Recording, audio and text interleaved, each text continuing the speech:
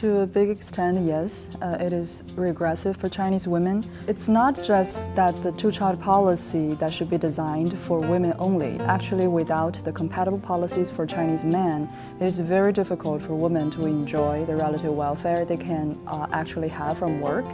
And also, living in the city is quite expensive. For a lot of women, they might have to become housewives, and that's a lower bargaining power there already.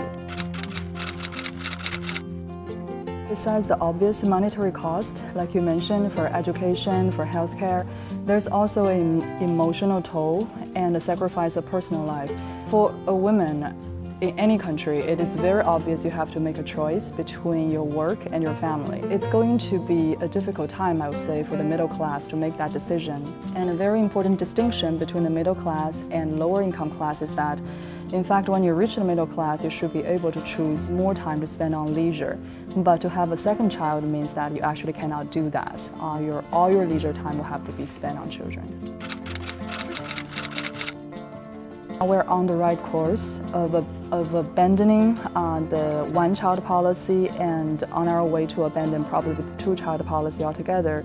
I would say a policy that's targeted for men is very important, and also to maintain a good economic growth is fundamental to actually for family to have this sort of planning.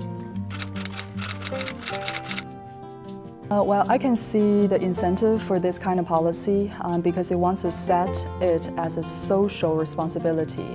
However, it's not an even burden for all. For people who decide not to have children or only one child, they're absolutely not happy to share this type of responsibility. My suggestion is that probably the government should leave this one to the market.